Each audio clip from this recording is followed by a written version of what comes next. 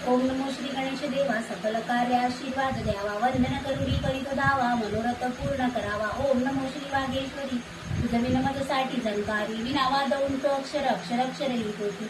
ओम नमो श्री गुरुराया, श्री दैत्यवैद्य देवराया, तुमचे आशीर्वाद द्यावया, कृपा असो द्यावी। ओम नमो श्री अक्कलकोट स्वामी राया, तुमच्या लौकिक चरित्र गावया, पडतो मी तुमच्या पाया, शक्ती देवा मला, तुम्हाला लाभलेवा सुंदर रूप, तुम्ही या तो रूप। हरण कराया सर्व भक्ताचे पाप, प्रकट झाला या भुवनी, तुमचे नाही ठाऊक काही, प्रकट झाले ते कुणी पायी। दर्शन तुमचे आनंददायी, दिशा उजळल्या, वर्ष झाली खूप त्याला, मंगळवेळी तुम्ही प्रकटला। 12 वर्ष तेथे राहिला पटवर्धनाच्या पुराणात, राहिला तर जरी पुराणात, येत होता कधी गावात, भलत्याच ठिकाणी बसत होता, लोका वाटे हा वेळा। कुणी दिले खावयास काही, भक्षण केले तुम्ही सर्व काही, कधी कुणा म्हटले नाही स्वामी तुम्ही दयावंत। जरी भक्त होते पास एक, बाळकृष्ण बुवा त्यातील एक, स्वामी निष्ठ होती त्यांची लेख, नित्य भेटावयास येत।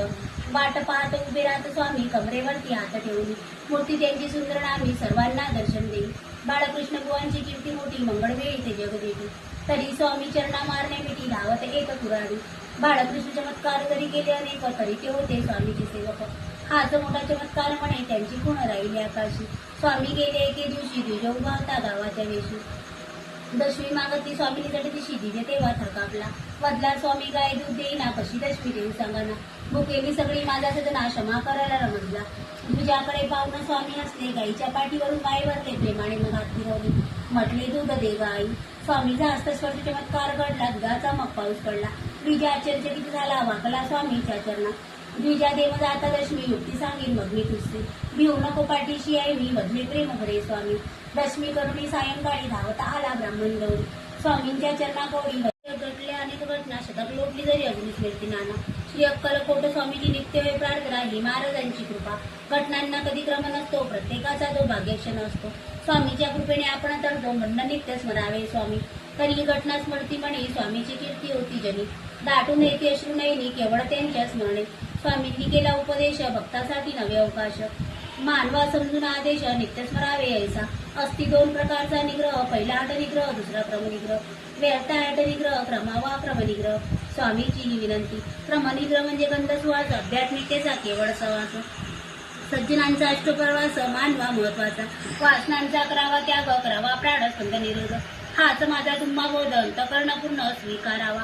श्री गुरुदत्तांना शरण जावे, दत्ताचे केवळ स्मरण करावे, ब्रह्मा विष्णू महेश बजावे नित्य नियमानी, जाणावे माझे व्यापकपण आहे तुमच्या हृदय बसून, तुमच्या पाठीशी केवळ सगुण, तुमच्या पाठीशी मी उभा आहे। अंतकर्ण आहे ज्यांचे निर्मळ, पारदर्शी जणू कटिकत्व जड, ते माझी सदा सर्व काळ दृष्टी आहे हे समजा। मला भेटण्याचे उत्सुक असते, मी तर असतो त्यांच्या भोवती, दिवा घेऊन काळोख्या रात्री रक्षण मी करतो।